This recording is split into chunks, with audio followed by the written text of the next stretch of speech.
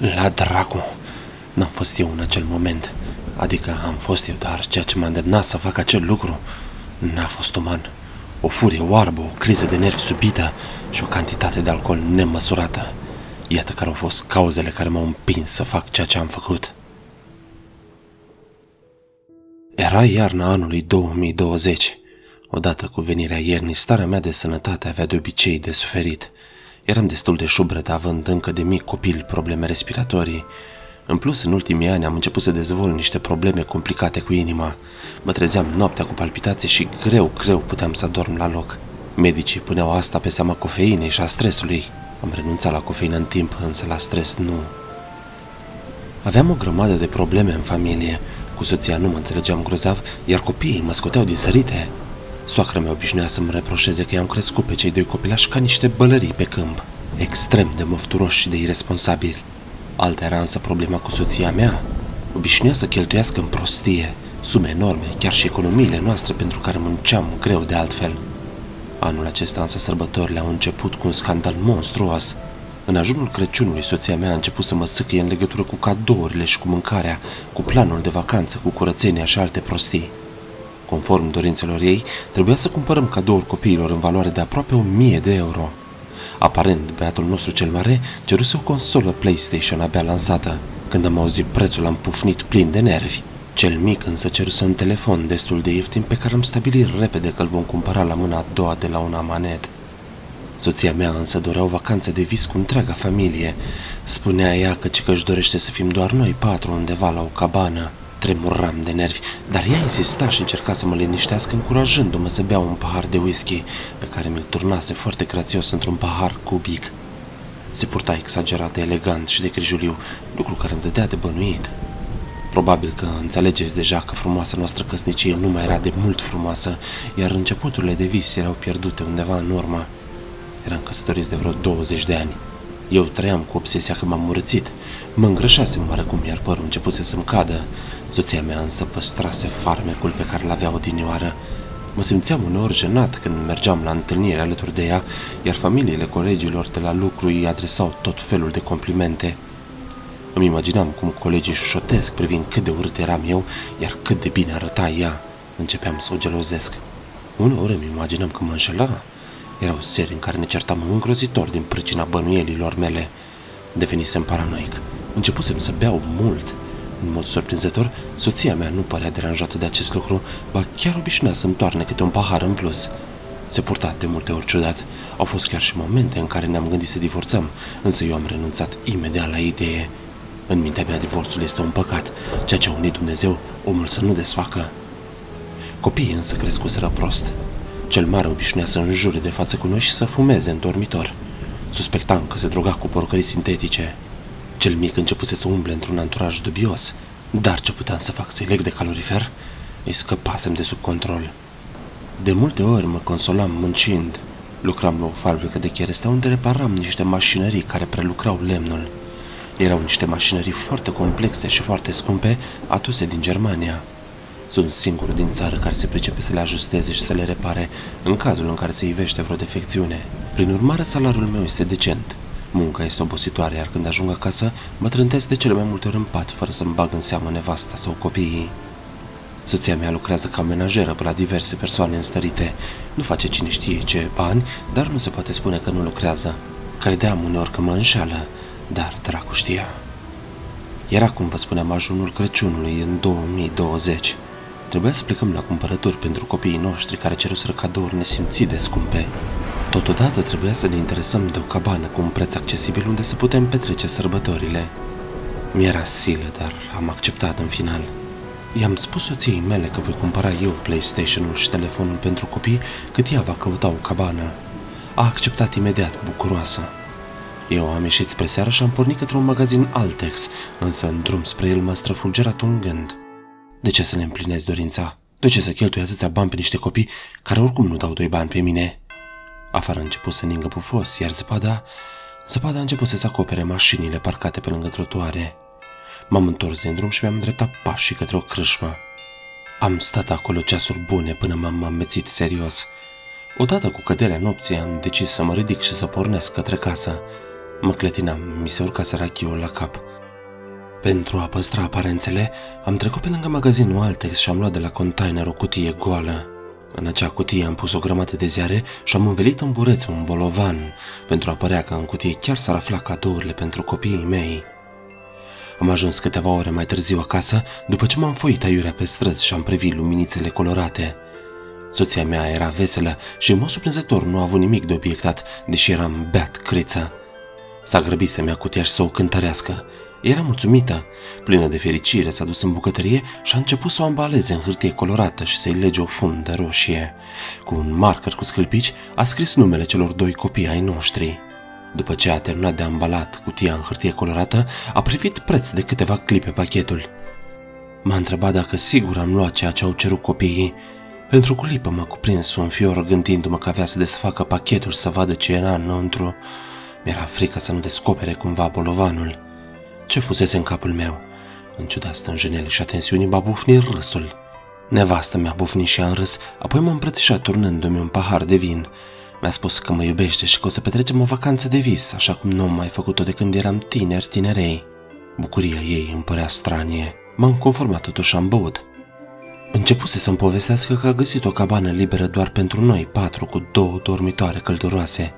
Proprietarul pleca pe perioada sărbătorilor și o încheia unei familii pe toată această perioadă.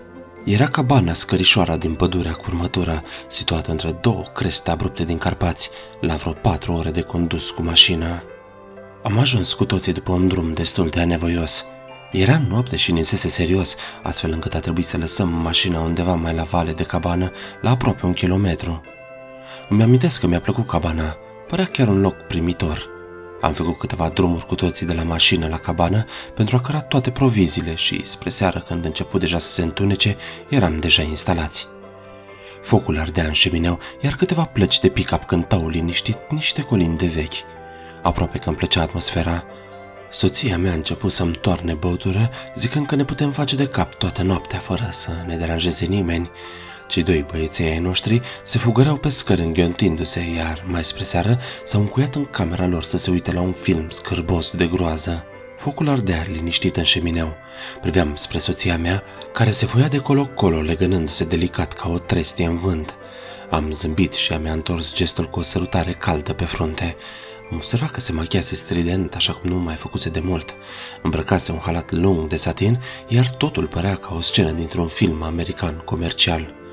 Oare ce era în capul nevestei mie? Spre miezul nopții, când deja mă clătinam pe picioare, am încercat să urc scările către dormitorul nostru, unde m-a așteptat soția mea să-mi facă o surpriză. Am încercat cu greu să urc scările, însă mă cuprinsese o amețeală neplăcută, în timp ce inima mea începuse să se zbată din pricina efortului și alcoolului. Cum încercam să urc scările ce-mi scârțeau sub picioare, din dormitorul ei am auzit un răcnet. Am încercat cu toată forța să mă îndrept într-acolo și cu un efort supraomenesc ce aproape îmi tăie răsuflarea, am făcut cei 10 pași ce mai rămăseseră până la ușa ei. Am încercat să o deschid, dar era încuiată. La dracu, ce se întâmpla? Am început să mă izbesc cu toată forța în ea până când ușa s-a deschis larg, izbindu-se de perete. Soția mea zăcea pe jos în timp ce fereastra era larg deschisă. Plângea și tremura îngrozită. M-am grăbit să închid fereastra și să o ajut să se întindă în pat. Ce dracu se întâmplase? Biata femeie tremura ca un câine fugărit. Plângea și îmi povestea că un străin ciudat a forțat fereastra și a intrat vrând să o violeze. Am rămas stupefiat ascultând ce îmi povestea. Pe piciorul ei drept am putut vedea o tăitură adâncă din care curgea un șovoi de sânge. M-am grăbit imediat să-i pansez rana. I-am spus că trebuie să plecăm. Am privit pe geam și într-adevăr am putut să văd urme în zăpadă proaspătă, urme ale unor pași care se îndreptau dinspre cabană spre pădure. Dumnezeule, cineva chiar fusese aici. În minutele imediat următoare eram cu toții adunați în living în fața șemineului. Îmi amintesc că țineam strâns în mână un topor, gata să-mi apăr familia în cazul în care necunoscutul ar fi apărut din nou. Am început cu toții să ne gândim cine ar putea fi. Am ajuns imediat la concluzia că cel mai probabil trebuia să fie proprietarul. Era cineva care cunoștea zona și cabana. Era, cu alte cuvinte, cineva care chiar putea să ne vâneze întreaga noapte, având cine știe ce dorințe bolnave. Eram la cheremul lui, însă ne-am liniștit totuși la gândul că el era unul singur, iar noi 4. Am tras un șifonier în dreptul fiecărui geam și ne-am așezat cu toți în jurul șemineului. Ne-am propus să plecăm, însă această variantă era exclusă, deoarece începuse să viscolească violent și nu vedeai să faci 2 pași. Era imposibil așadar pentru noi să părăsim siguranța cabanei pentru a ne aventura pe întuneric și viscol 1 kilometru până la mașina noastră, care în mod cert era deja acoperită cu zăpadă. Am încercat să sunăm la poliție, însă nu aveam semnal. M-au apucat nervii și am început să mă foiesc agitat cu toporul în mână prin cameră. Soția mea a încercat să mă calmeze și îmi tornă un pahar plin de whisky. L-am băut pene răsuflate plin de nervi. Câteva momente mai târziu, nevastă mea s-a ridicat și a urcat scările către baie. Am urmat-o și am spus că dacă avea nevoie de mine, eu eram chiar acolo în fața ușii. Însă ea, ca o mamă grijulie ce era, mi-a răspuns că ar fi mult mai înțelept să stau să am grijă de cei 2 copii jos. Mai bine nu ascultam. În timp ce în living eram cu cei 2 băieți, din baie am auzit un răcnet. La dracul, am sărit în goană cele 30 de trepte până la etajul unde era baia. Apropiindu-mă de ușă, nevastă mi-a ieșit în grabă cu hainele sfâșiate și cu o zgârietură urâtă pe obrazul drept. Străinul era în baie. Ajunsesem la timp. Am strâns toporul în mână, gata să-l trosnesc. Dar în acel moment am simțit un fior ascuțit în piept. Inima m-au cuprins niște spasme oribile și niște dureri de neimaginat. Am scăpat toporul și am căzut fără vlag în genunchi. Am tras aer din răsputeri, dar curând am simțit că mă sofoc și că mă cuprinde o amorțeală rece. Am căzut inert pe podeaua rece de lemn a băii. Privirea mi s-a încețoșat, în timp ce afară puteam zări cu un vag ningea pufos. Cât timp am zăcut acolo inconștient? Habar n-am, dar îmi amintesc că am început să aud o conversație jos în living. Era soția mea vorbind cu cineva. Ce facem cu el? E mort, nu-i așa? Ar trebui să fie mort. L-am întopat cu băutură și am pus antibiotice. E clar mort. Mi-a crăpat inima porcului. Să sperăm că este mort, draga mea. Sigur e mort. I-am dat băutură amestecată cu antibiotice de ceva vreme. I-ar fi crăpat inima și dacă ar fi văzut o muscă. În sfârșit putem fi din nou împreună. M-am săturat să trăim pe ascuns toți acești ani. Ușurel, draga mea, ușurel. Trebuie întâi să scăpăm de cadavrul lui. Avem tot timpul, dragul meu, avem tot timpul. Îl putem tăia cu fierăstrăul de la încheieturi și să-l aruncăm în foc. Putem să-l îngropăm sau să-l aruncăm în fântâna aceea din grădină și apoi să o astopăm. Sau putem suna la poliție și să spunem că pur și simplu a căzut din picioare după ce i s-a făcut rău. Sunt o grămadă de posibilități. Putem alege, putem chiar să dăm și cu zarul ca să ne distrăm. Ai dreptate, iubita mea. Ah, ce dor mi-a fost de tine. Chiar așa? Idiotul acela chiar credea că merg la muncă. Aproape că petrecea mai mult timp cu tine decât cu el. Da, draga mea, dar nu e suficient. Eu vreau să fim împreună pe vecie. Și așa vom fi, iubitule. Oh, idiotul acela credea că copiii aceștia 2 chiar sunt ai lui. Ce prost. Nu a bănuit nici măcar o clipă. Cât de naiv să fie. Am trăit toți acești ani împreună pe ascuns chiar sub ochii lui. Fraierul n-a bănuit nici măcar o clipă. I-a crăpat inima ca unui prost, fără să aibă habar. Ce prost, aproape că mi se face scârbă numai cât îmi amintesc de fața lui urâtă.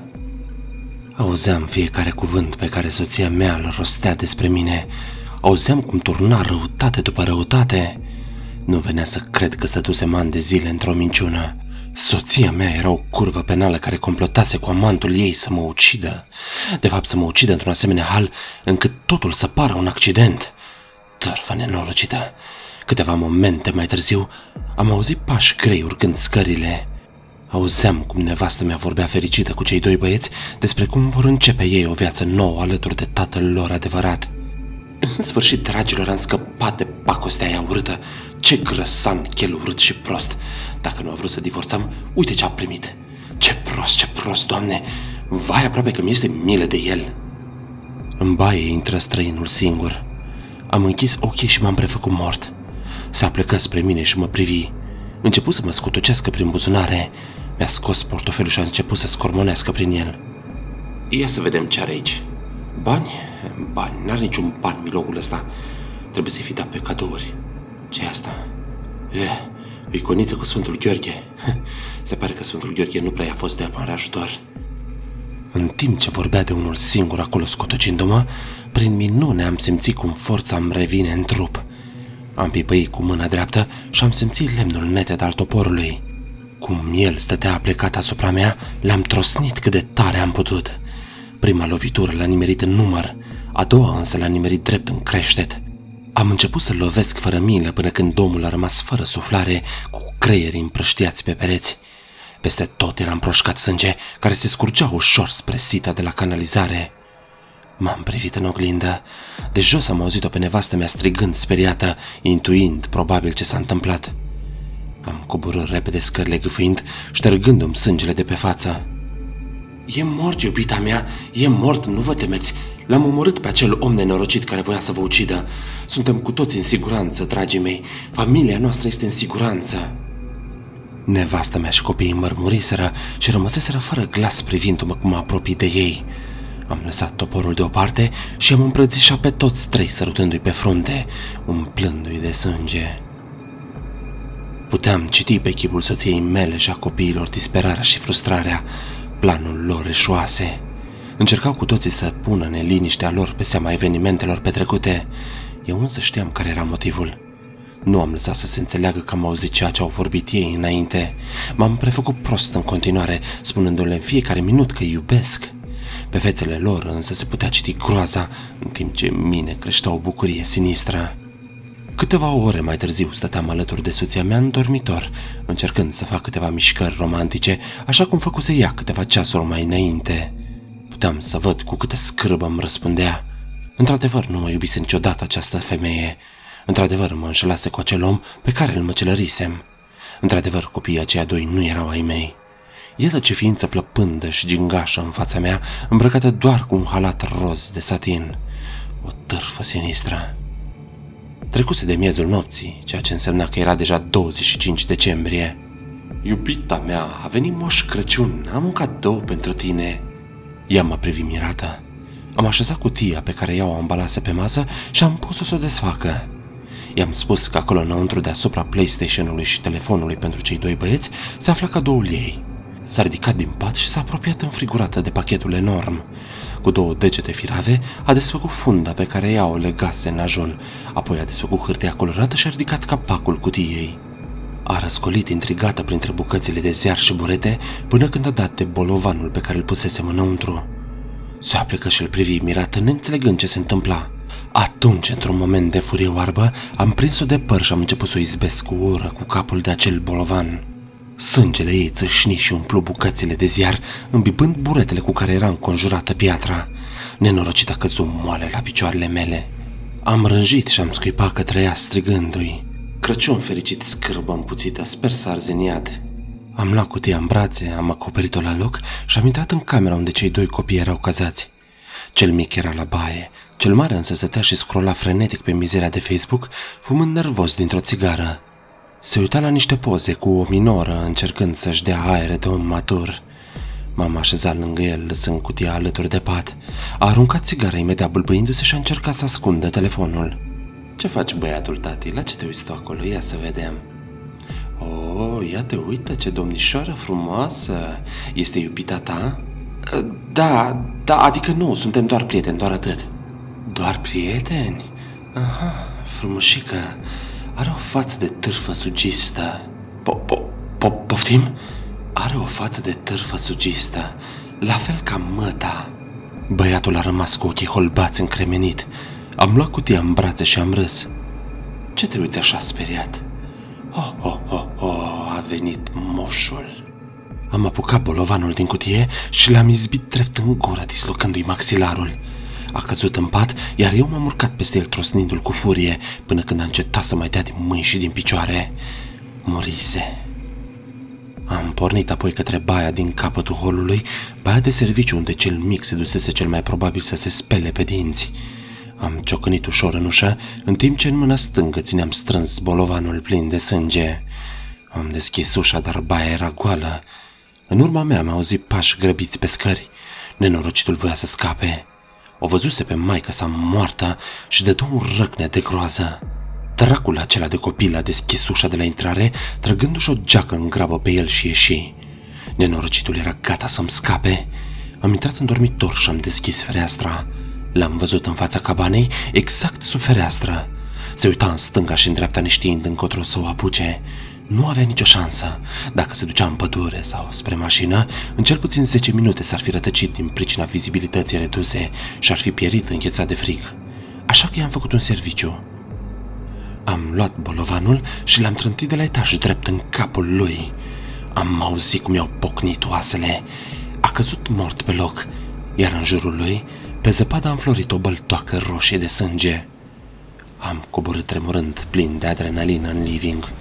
Mi-am turnat un pahar de whisky și apoi am băut cu sete. La dracul, întotdeauna am urât Crăciunul.